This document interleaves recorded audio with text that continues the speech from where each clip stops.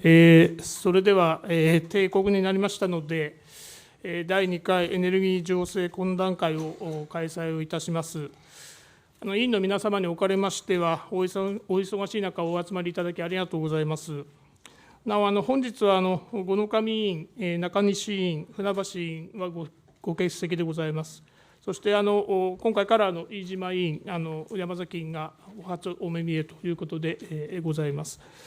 なお世耕大臣は1時半ごろから議論に参加する予定でございます。8月29日の第1回会合では、2050年の長期的なエネルギーの将来像を検討するにあたりまして、国際情勢を踏まえながら、エネルギーや環境に関するさまざまな変化を見極めるとともに、日本がどのように取り組んでいくべきか、その際の課題は何かという視点から幅広いご示唆をいただきました。本日は海外からお越しいただいた有識者お二方のご意見をいただきながら、国際情勢、特に地政学リスクを中心にご議論をいただきます。本日お越しいただいたお二方を紹介いたします。まず、英国王立国際問題研究所チャタムハウスの特別上席フォローのポール・スティーブンス教授でございます。教授は国際石油市場や中央政治経済の専門家でございまして、チャタムハウスではその分野のトップと伺ってございます。英国政府首脳にもエネルギー情勢についてご助言をされるなど、英国のエネルギー政策に深く関与されていらっしゃいます。そして米国戦略国際問題研究所 CSIS エネルギー地政学議長でいらっしゃいますアダム・シミンスキー氏でございます。シミンスキー氏は米国エネルギー情報局 EIA で局長を務められまして、現在は CSIS のエネルギー地政学分野のトップと伺ってございます。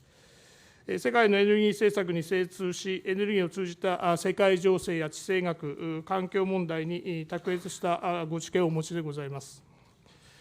なお、本日の議論をより充実したものとするため、お二方には、あらかじめ懇談会の委員の皆様からご意見をいただいた上で、当方委員の皆様の問題意識をお伝えしてございます。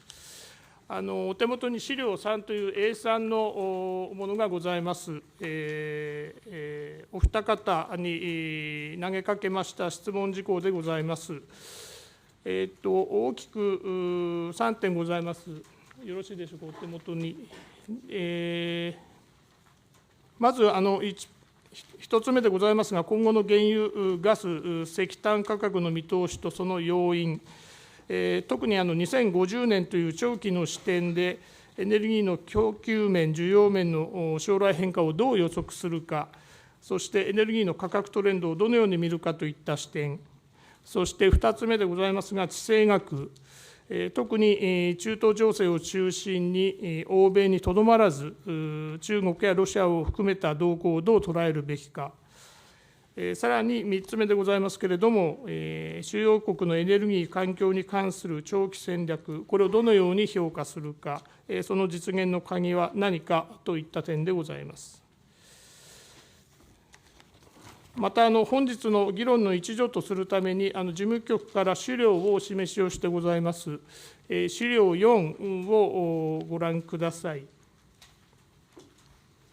資料4、5ページほどの資料でございますけれども、簡単に触れさせていただきます。まず1ページ目は、原油など資源価格について、長期の見通しをどう考えるかという視点でございます。IA の予測では、需要面、供給面の将来変化によって、原油価格相当幅がございます。例えば一例でございますけれども、EV、電気自動車や PHV、プラグインハイブリッド車の導入の度合いが需要構造に影響を与え、原油価格を低下させる可能性がございます。資料、1ページ目の資料の一番右側には EV の導入割合が書いてございますし、それに伴いまして原油需要が下がり、それが原油価格にも影響するというシナリオを IEA は示してございます。2ページ目でございます。第1回の会合で、坂根委員からご指摘がございました、EV 化の進展の CO2 削減へのインパクトというものを、我々の方で簡単に試算の形で示させていただきました。単にEV 化が進んでも、その動力源となる電力がどのようなエネルギーで供給されているか、非化石電源の割合がどの程度かによって、その CO2 の削減のインパクトが大きく変わる可能性があることをお示ししてございます。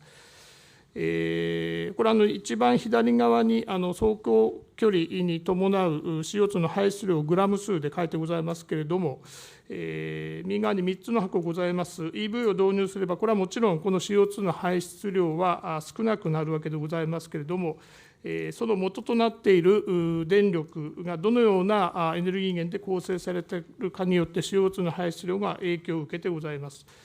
特に化石燃料、特にその中でも石炭でございますけれども、その石炭の使用量が多いと、結果として EV を導入しても、CO2 の排出が相当程度になると、そういったことにつながるというものをお示してございます。石炭の割合が高い中国は CO2 の排出量が結果として相当の規模になるということでございますし、一方真ん中に欧州というのはございますけれども、フランス、ここはもう原子力に大きく依存しているところでございますけれども、ゼロエミッション比率が非常に高いので、CO2 の排出量も結果として相対的に小さくなるということをお示ししてございます。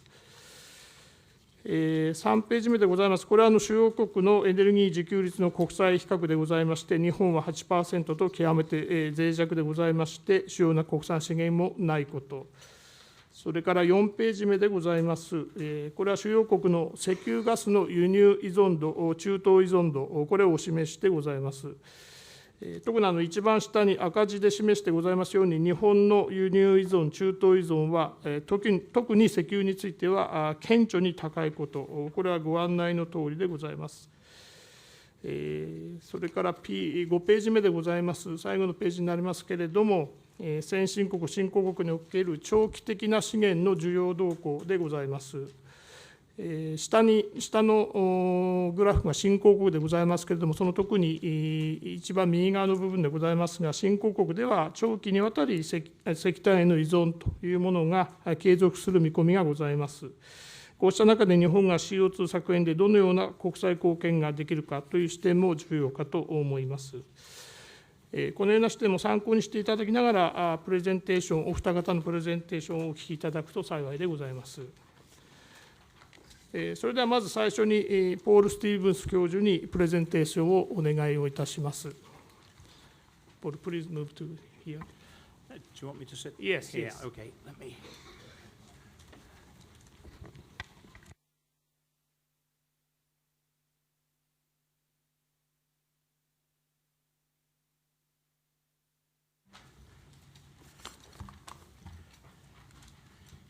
Okay.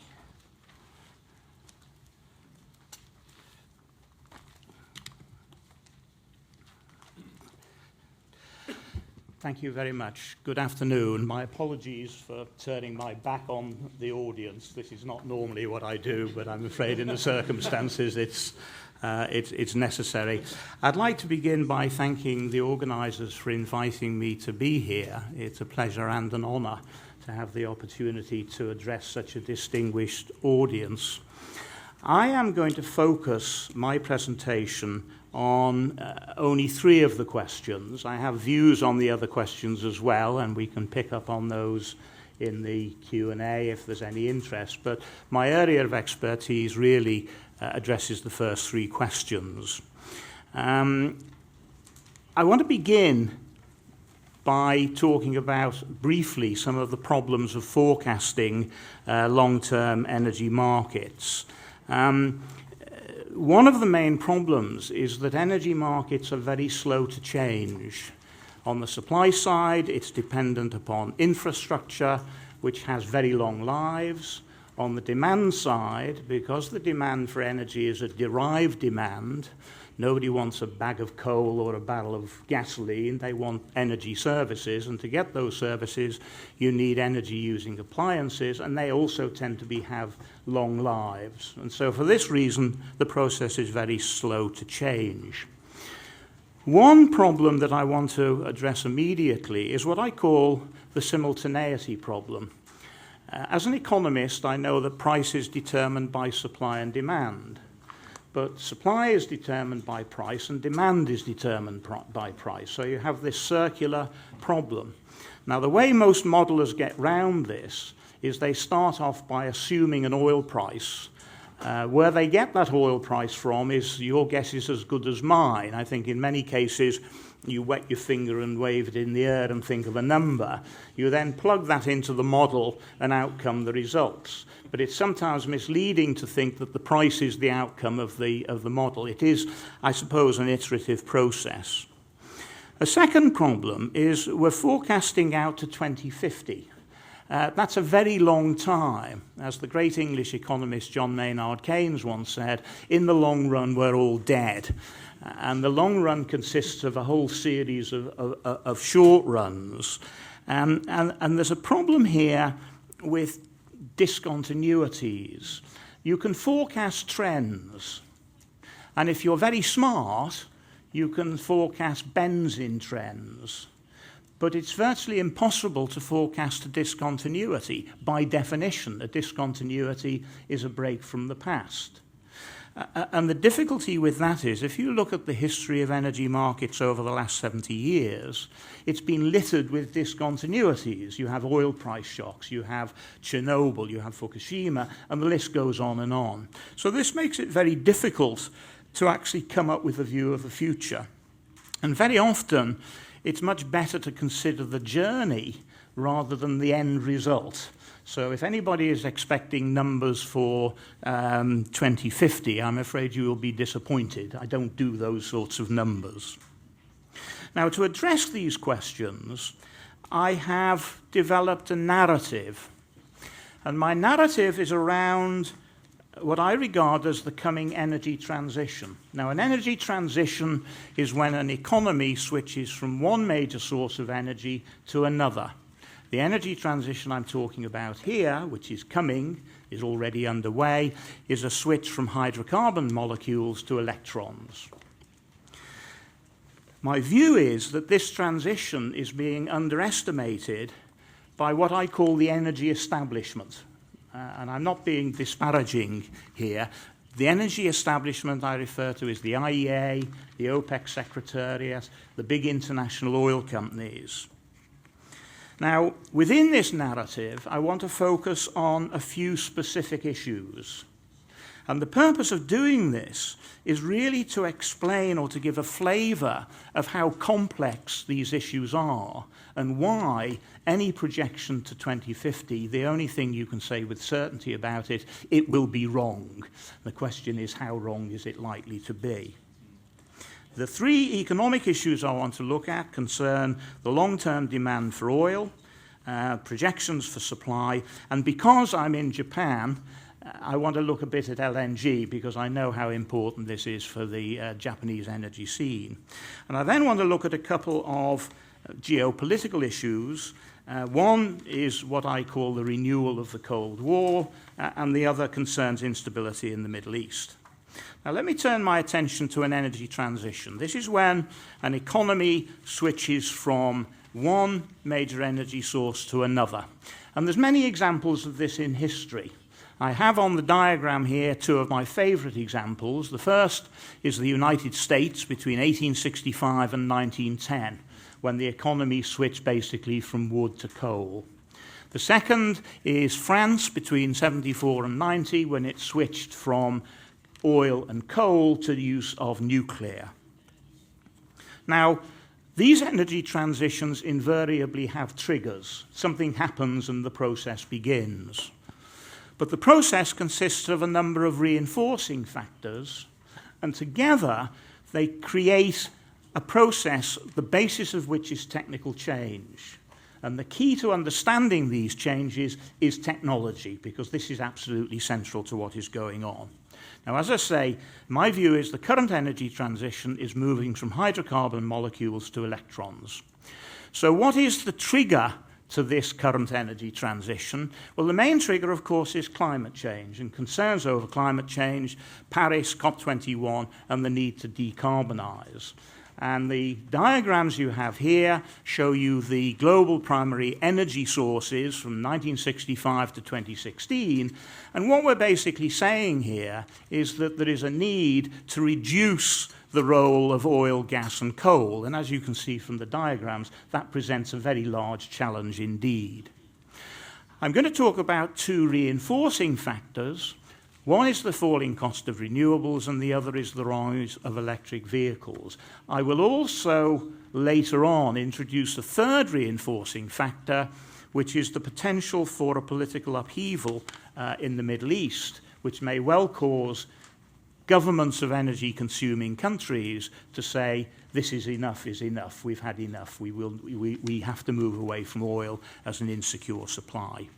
So let me turn to my first reinforcing factor, the falling cost of renewables. This is the sort of diagram which shows you the dramatic reduction in the cost of renewables between 2010 and 2016.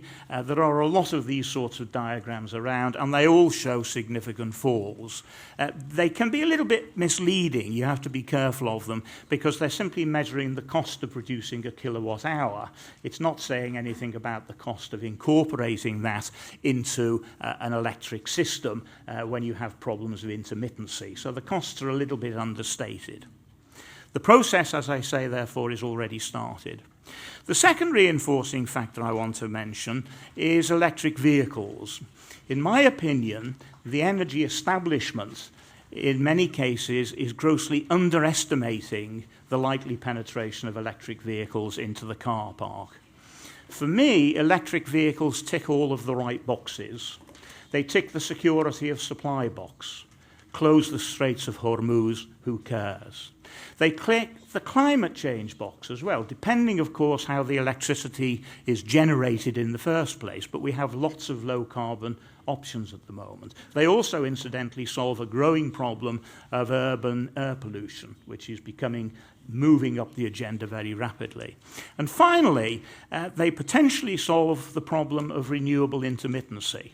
You solve that problem by storage. Storage implies batteries. If you have a very large fleet of electric vehicles, you can envisage that that fleet becomes your battery storage, essentially.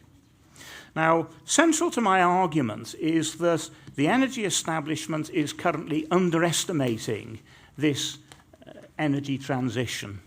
And many of them basically, and you've got here a list of about 10 different forecasts of energy going up to 2035, and they're all very much business as usual, with variations, to be fair, okay? Now, it's reasonable to ask the question, well, these are smart people, so why are they ignoring what I'm talking about? Why are they ignoring an energy transition? I think there are a number of explanations. First of all, you have to remember that the original mission of the IEA, created by Henry Kissinger in 1974, was to scare the consuming countries into trying to move away from oil. So it essentially had a political motive, which remains, I suspect, in the DNA of the institution. There's also safety in numbers as well. If you're a forecaster, it's quite dangerous to go out on a limb. If everybody's wrong, then you can say, well, don't blame me, everybody else got it wrong as well. And of course, the international oil companies face a serious problem. They can hardly produce projections of the future, which says to their shareholders, I'm sorry, guys, the party is over, oil is finished, this is not going to go down very well. So there's a lot of vested interest out there. Let me turn now to the specific issues that I want to talk about, as I say, mainly to illustrate the complexity of these things. I have 20 minutes, or had 20 minutes, to talk about the world and everything about the world, so obviously it's going to be fairly superficial. So I thought a few specifics might be of interest. Let me start with my first technical issue, which is my view that long-term oil demand in these forecasts is being grossly overstated. The top right-hand diagram there is pretty much typical of the forecasters from the IEA, and it shows clearly that between 2015 and 2040, oil demand is going to continue to grow. Now, in my view, these projections are ignoring or underestimating the long-term impact of higher oil prices, which is lagged. Always remember that demand for energy comes from the energy appliance stock, and it takes a long time to change the nature of that appliance stock. And so we've yet to see really the impact of the higher prices experienced between 2004 and 2014, which you can see on the bottom right-hand diagram there, and this is still feeding its way through the system. But the main thing that I think is being forgotten is something that a long time ago I christened Oacd disease. I called it a disease because it's catching. Let me explain. Oacd disease is the discovery that if a government wants to raise revenue, and show me a government that doesn't want to raise revenue, they all want the revenue, then taxing oil products is a brilliant way of doing it. You have a large tax base, you have a very inelastic demand, which means you can put on very high tax rates. Also, it's a very low cost of collection. All you need is somebody standing at the refinery gate, and every time a tanker goes out, you take some money off them. It's a bit more complicated than that, but in essence, not much more complicated. And as a result of this, the OECD countries have imposed very significant sales taxes on oil products, and you can see that from this diagram here. The red bar is basically the actual cost of the oil product, and the blue bar shows you the amount of sales tax raised by the governments in the G7 and in the UK in particular. Now, as I said, I called it a disease because it's catching, and already we have signs that other countries are catching it. India began price reform in 2002, China in 2009. Now, these changes take time to feed through. But the point I'm making is that in the future, crude oil prices become irrelevant when it comes to oil demand. What matters is the final product prices. And especially if the crude oil prices go lower, then governments are not going to leave money on the table, and they will capture the rent from this. In addition, we're going to see technology increasing efficiency. I've already talked about electric vehicles. Automation is also going to have a significant impact. And we've yet to really see the impact of the big data revolution on energy consumption and how that may change it. But, and I come back to a point I started with, it does take time to change the energy appliance stock. So when I say that oil demand is being overstated, don't be surprised if in the next 5 to 10 years oil demand continues to increase. It probably will. But eventually, I think that the forecasts we see at the moment will be overstated. Let me turn now to the prospects for oil supply. The old idea of peak oil is dead, I'm glad to say. Peak oil was an invention by geologists to upset economists, and boy did they succeed. How you can talk about a model of supply that says nothing about price, costs, and technology is beyond my comprehension. It's been killed dead in part to the shale technology revolution, which has dramatically changed things in the United States. But a word of warning here. Spreading the revolution outside of the United States faces a number of barriers. An exercise I've been doing over the last couple of years is to ask the question, why did the US have a shale technology revolution?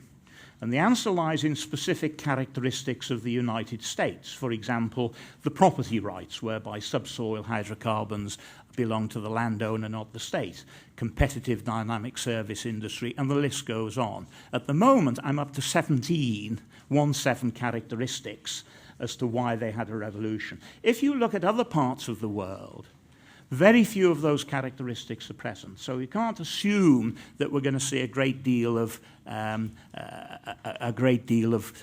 change coming from the US revolution. There's also the issue of upstream investment, and this is extremely important. The international oil companies face serious problems. And a year or so ago, I produced a Chatham House report, the reference is on the slide, called The International Oil Companies, the Death of the Old Business Model. And the argument is that the old business model is no longer applicable and they are facing serious problems. If you add to that the lower oil price we've seen since 2014, of course, upstream investment by the IOCs has come to a bit of a halt. It's beginning to increase, but it certainly fell. The national oil companies, and don't forget, these are the guys that control over 70% of oil supply, they are also short of funds because governments have basically run out of revenue. And people have been talking about the possibility of a supply crunch 5 to 10 years down the road when the lack of upstream investment today means that you are going to have strains on capacity. But that assumes oil demand is going to increase very rapidly. And since I don't believe in that, I don't believe in a coming supply crunch. Let me say a couple of words about the future of LNG markets. The diagram here shows you projections of LNG supply up to 2021. And what this is saying is that the LNG market faces something of a supply glut over the next 5 or so years. Good news, of course, if you are like Japan and an LNG buyer. That puts you in a rather nice position. But something happened a few months ago that has complicated the situation significantly. And that is that Qatar had a moratorium on developing its North gas field. That's been in place for almost 15 years. About 4 or 5 months ago, they announced it was finished and they were going to have new LNG projects. But they were very clever because they were rather vague about the numbers, about the timing. So out there is this threat that LNG is going to start increasing LNG supplies. Now, because of the long lead times on LNG projects, LNG operators are thinking today about should we invest for when the glut is over 5 to 10 years down the road, and therefore we can take advantage of higher prices. But now they're going to say, well, hang on a minute, if Qatar decides to expand its LNG capacity, there is no way we can compete with Qatar because Qatar can put LNG into the market at $2 to $5 a barrel. For the US, it's sort of $3 plus $4 to $5. And for places like Australia, you're looking at $9 to $12. So nobody is going to bet against the Qataris, in which case a lot of that investment needed 5 or 10 years down the road may not take place. So we could be having a supply crunch for 2020. Let me turn now to the geopolitical issues. I want to introduce you to a concept that I started to develop in Chatham House following the presidential election last year, and it's called Trumpian Uncertainty.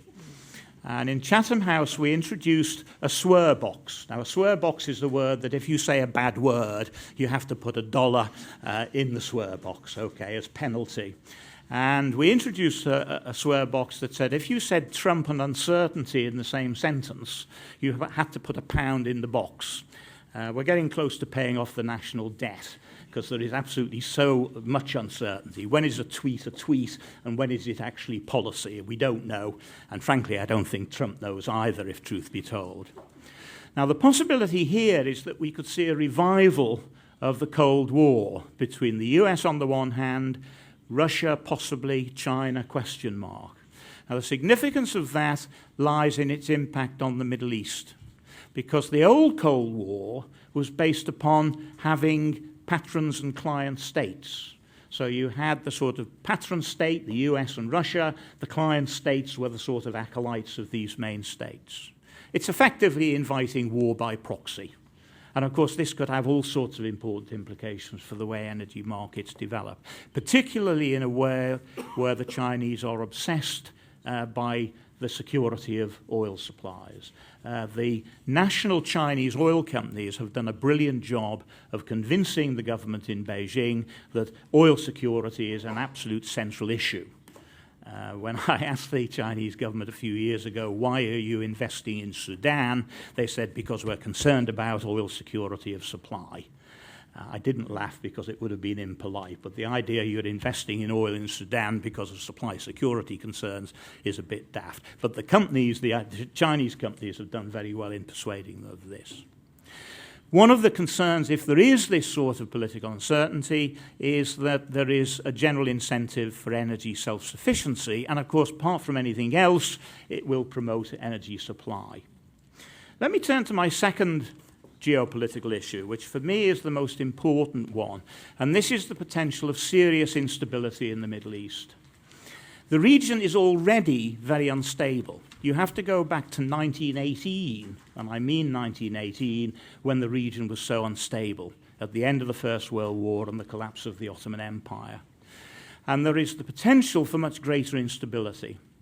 There's growing economic discontent in the region. The diagram here shows estimates made in the summer of 2014 about the break-even price for the OPEC countries. How much oil did they need to balance their budgets? The weighted average for OPEC was $102 a barrel. Only Kuwait and Qatar could survive at around $60 a barrel. And for those of you not familiar with this, over the last year, the price has been struggling to stay much above $50 a barrel. So the result of this is likely to be growing economic discontent in the region. The Arab uprisings, which kicked off in 2011, were caused by a number of factors. Those causes have not gone away. The failure of the Arab uprising means that the potential for a revival has not gone away either. And then we come back to my friend, here's a pound in the box, Trumpian uncertainty, in particular his attitude and relations towards Iran. And the danger is that you get political instability, and you could potentially see a new oil price shock as a result of that.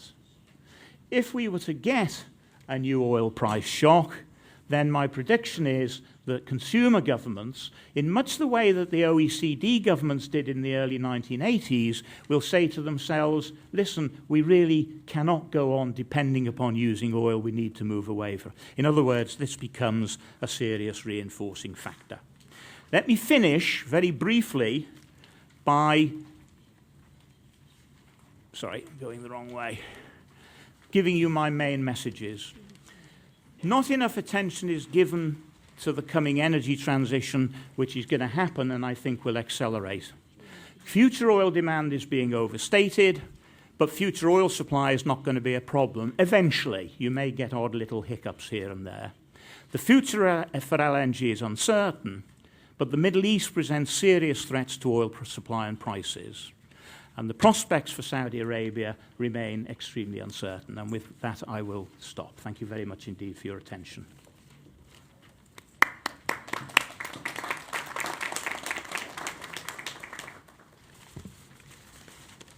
ポール・スティーブンス教授、ありがとうございました。スティーブンス教授からは、エネルギー転換の可能性が大きいこと、あるいはその原油 LNG 価格の見通し、産業の動き、中東のリスクといった点について、プレゼンテーションをいただきました。本当にありがとうございました。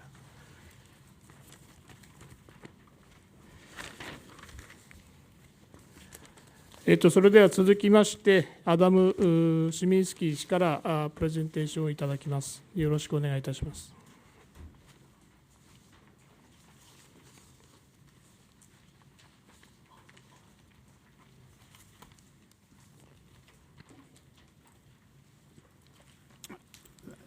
Thank you very much, Ozawa-san. Like Professor Stevens, I certainly appreciate the opportunity to be here with Minister Seiko and the distinguished committee members. I'm very happy that I've been asked to give this presentation on the last business day in Japan, where I don't need a tie. But I'm unhappy about having to come second after Professor Stevens, because he is such a good presenter and lecturer, it will make it difficult for me to keep the attention of the group here.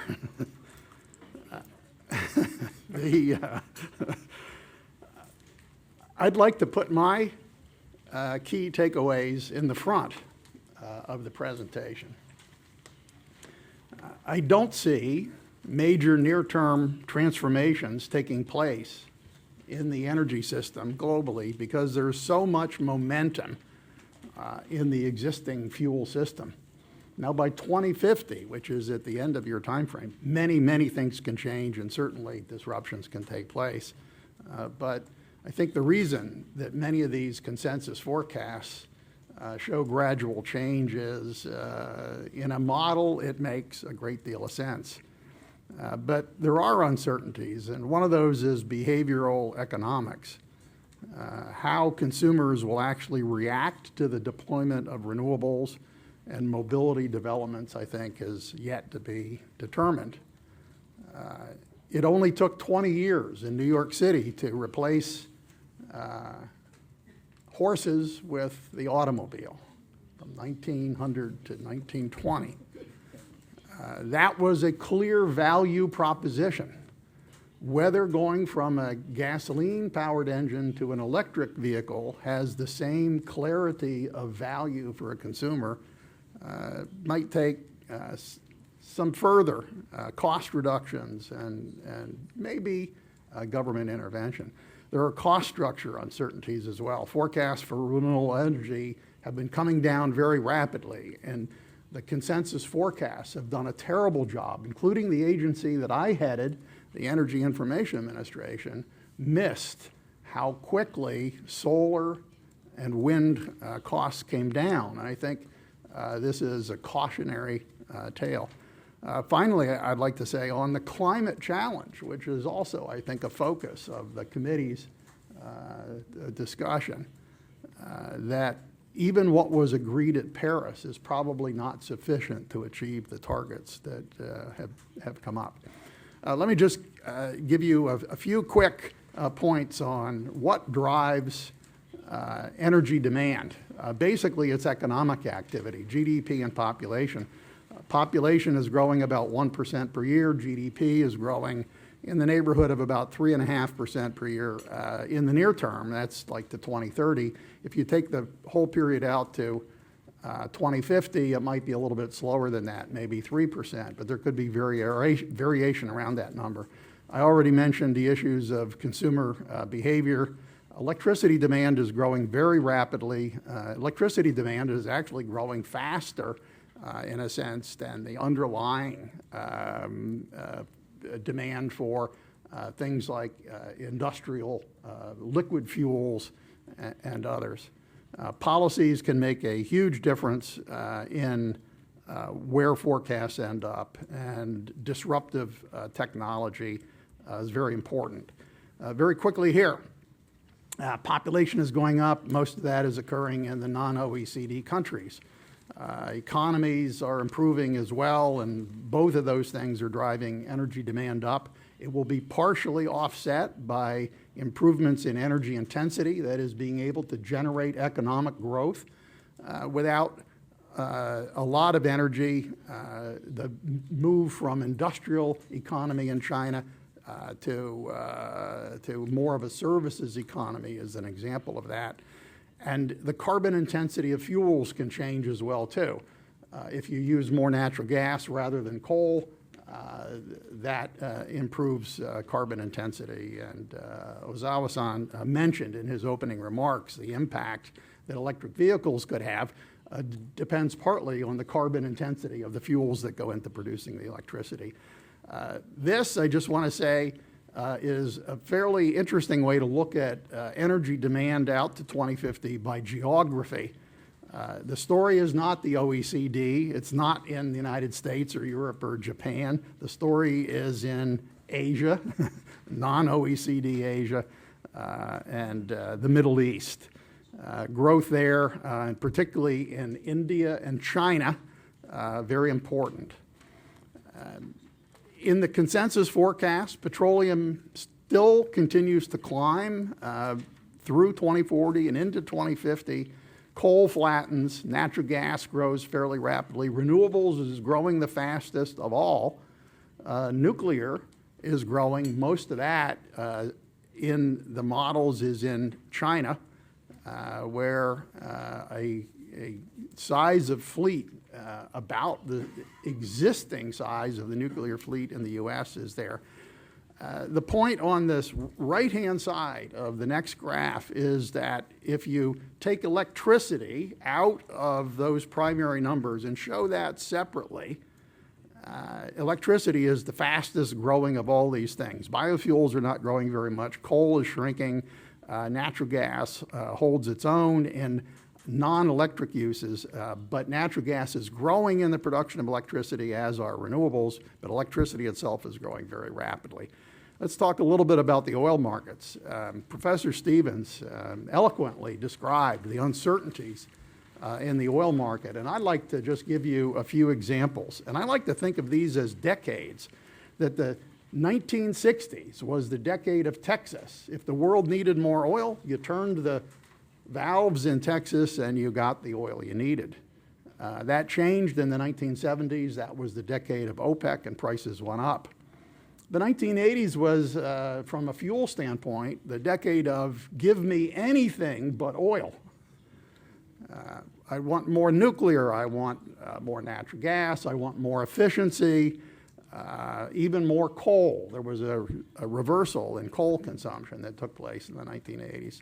I like to think of the 1990s as a kind of a lost decade. Nobody cared about energy very much then. Prices were low, and Al Gore was inventing the internet, and that was much more exciting than energy.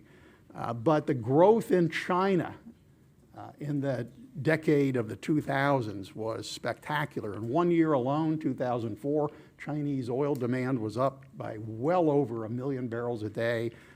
This had the effect of pushing oil prices up because, in general, the ability to meet demand was lacking. Then the shale decade started around 2010, and that drove prices back down again. So since we're supposed to be forecasting here, let me just say that I think that 2020s could be a decade of disruption. I agree with Professor Stevens that geopolitical issues, combined with the lack of investment in traditional energy sources over this current decade, could prove to be a problem in the 2020s. We'll see. Transportation is the biggest user of oil, but keep in mind that oil goes into industrial heat and power.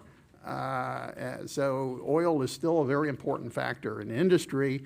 It's not being used to generate electricity, and it's not being used in buildings very much anymore. So when you talk about the future for oil, it's really kind of a question of transportation and industry.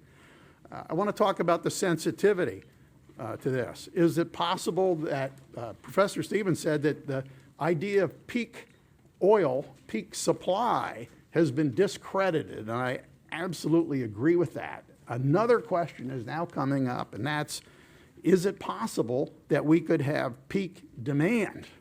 Could the demand for oil peak, causing, in effect, the supply to go down because there's no demand? Keep in mind that one of the major ways, or the sensitivities in oil demand, really comes from GDP growth. If we had stronger GDP growth globally, the need for oil would continue to be there. It's also very sensitive to efficiency standards. And because so much oil is used in transportation efficiency is very, very important. So how many kilometers a car can drive for a liter of gasoline, how far a plane can fly, on a load of fuel makes a big difference. It may even be more important than electric vehicles, and we'll talk about that in another slide. This shows uncertainty in many forecasts for oil demand out to the year 2050. The IEA and EIA base case forecasts are at the top of this range of oil demand forecasts, and kind of political scenarios that come from companies like Statoil and others, including the IEA in its meeting the 450 parts per million carbon scenario, drive the bottom end of this. So it's not just oil prices that have a great deal of uncertainty, just the underlying demand issues, assuming a flat kind of price are an issue. I want to talk now a little bit about electricity. Most of the growth in electricity is going to take place in the non-OECD countries. A lot of electric use goes into the industrial sector and residential sector. Everything is growing, though.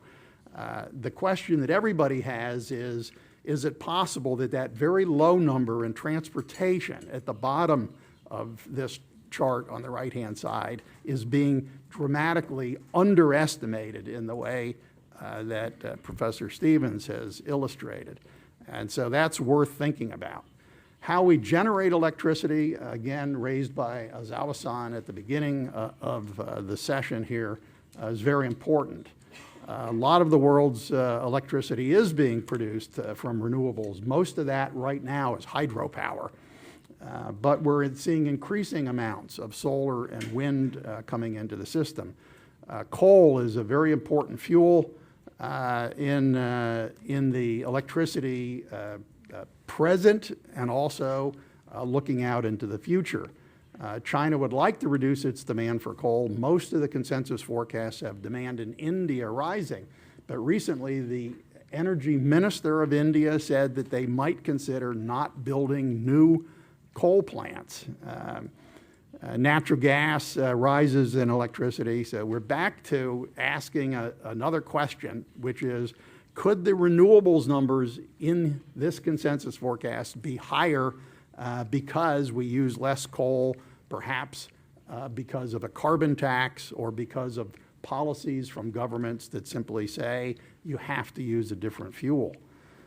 Looking at renewables, I mentioned that hydropower is 80% of existing renewables, but that percentage shrinks over time as wind and solar gain prominence. Now I want to talk about disruptions. There are any number of reasons why these consensus forecasts could be wrong. We've already talked about the possibility that the economic growth projections could be wrong, and that could make a big difference, maybe even population. Innovations in buildings, industry, and transportation efficiency, electric vehicles, autonomous vehicles, wind and solar cost reductions, utility and grid-scale batteries, supergrids, distributed power, shale. So one of the interesting things, everything that I've mentioned so far is kind of the new energy in a sense. Shale is the old technology, but that the old fuel producing oil and natural gas, but the technology driving the shale revolution in the United States still seems to be improving. And recovery rates from shale reservoirs are rising, and that could create even more supply. Automated drilling and smarter completions of wells could also do that. But what if we have a carbon tax or a fee? Even with those, this increase in demand for energy and the need with the momentum in the system to have fossil fuels may mean that we will have to have carbon capture and sequestration, but the technology there is still in its infancy. On the nuclear side, existing generations of nuclear power plants seem to be very expensive. They have a lot of social resistance issues. Small modular reactors or possibly even fusion, like the ITER tokamak program that Japan, the United States, Russia, China, and other nations are pushing, could make a difference in the outlook to 2050. But the latest thinking from the scientists working on fusion is that it will be 2035 before they actually get the results from the tokamak program that's underway.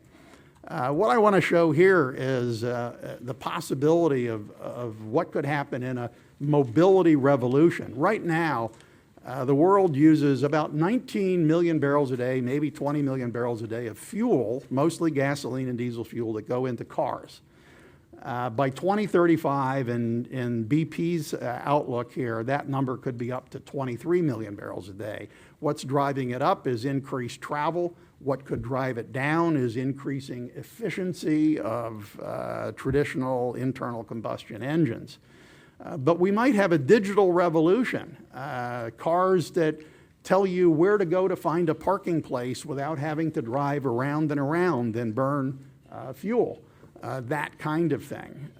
Car sharing could reduce demand, as could ride pooling, but we don't know what could happen in the digital revolution with travel demand. It might actually go up as more people have access to travel. The electric revolution is very different. Their electric cars could definitely reduce demand for oil, as could car sharing and ride pooling. And we might end up with, rather than gasoline demand going from a base of 19 million barrels a day up to 23 million barrels a day, maybe it actually falls from 19 million barrels a day down to 16 or 17 million barrels a day. And that's what most of the oil analysts are now studying very, very hard, because that makes a huge difference. I just wanted to show this graph about the old technology. That big gold bar in the middle is Pennsylvania, state of Pennsylvania in America, Marcellus Shale. In 2010, there was virtually no production. This year, it represents one of the largest increases in shale production anywhere. If Pennsylvania was counted as a separate country, rather than part of the United States, it would be like the fourth largest shale producer in the world. And all of that's happened in 7 years. Let's talk about greenhouse gas emissions. One thing to keep in mind is that carbon dioxide from greenhouse gases, and this is what we talk about the most, is only about 2/3 of the problem. There's direct methane emissions. There's carbon dioxide that comes from forestry and land use. There's fluorocarbon gases used in air conditioning, for example, and other processes, and there's nitrous oxides. If you think about this from an economic sector perspective, agriculture, forestry, and land use is a huge generator of greenhouse gases. So if we are truly going to make progress on greenhouse gases, it's going to require doing things other than just in the energy area. In the energy area, most of the carbon dioxide emissions are coming from coal, but oil is very close behind, and because we think demand for oil is rising, it's catching up with coal. Natural gas is rising rapidly, and this is why I'm thinking that the need for doing something with carbon capture and sequestration is going to be very important. I mentioned earlier that oil demand could go down. Efficiency could play a big role in that, as could electric vehicles and fuel switching. If we could use more natural gas in vehicles, for example, that could make a big difference. And in order to meet the 450 parts per million scenario, those kinds of things will be required.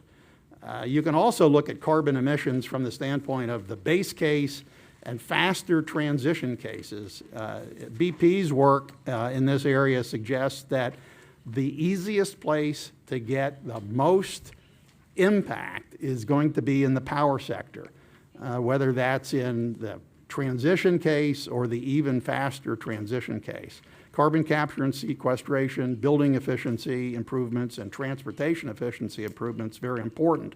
But electric vehicles are not going to solve this problem alone. We have to find a way to generate electricity in a cleaner manner.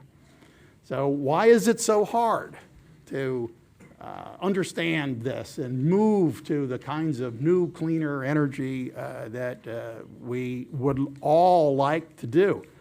I just recently read a book called The Rhetoric of Reaction and Why Change is Resisted. And I love the words: perversity, futility, and jeopardy. Perversity is an example of that is if we change something, we'll make something else worse. So let's not change it. The futility thesis is, well, we can't really change enough, so why even bother trying? right? Like if electric vehicles aren't, going to really do it, then maybe we should just give up or move on to some other issue. The jeopardy thesis is an interesting one too, and that really comes to the economics. Is the cost of the reform affordable?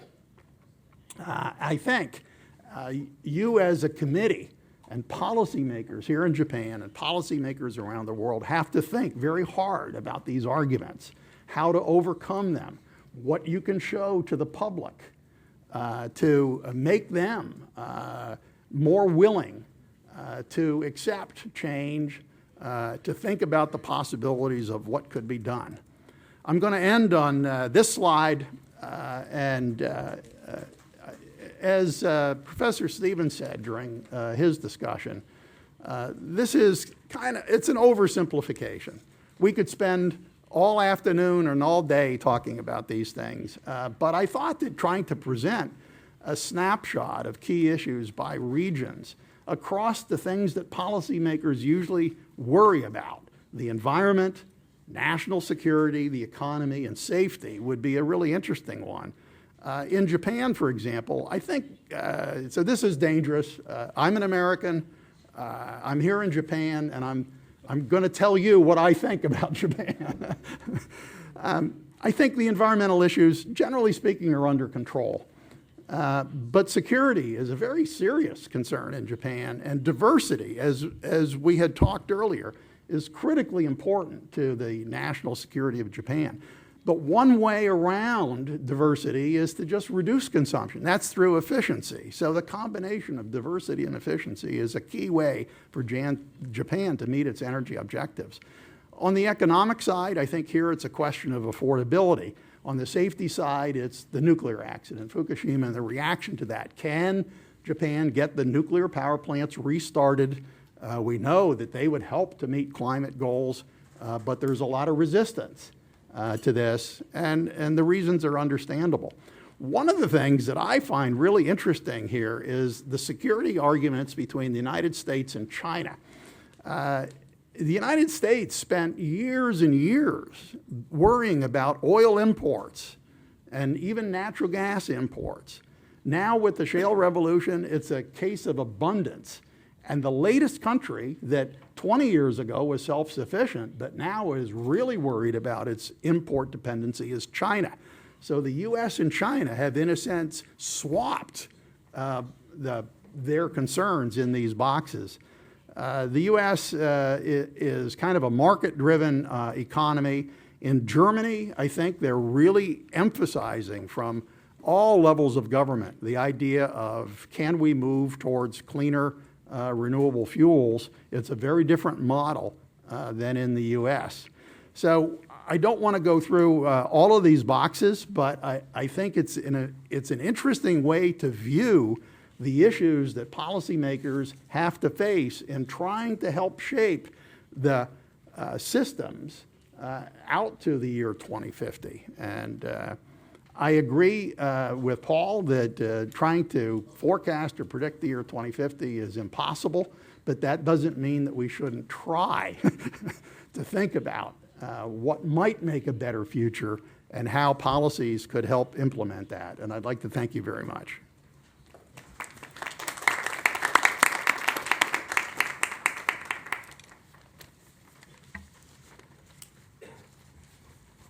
アダム・シミンスキー氏、ありがとうございました。コンセンサス予測の難しさ、あるいは不確実性、それからイノベーションの長期的な重要性、あるいは日本の政策も含めた現状についてコメントもいただきましてありがとうございました。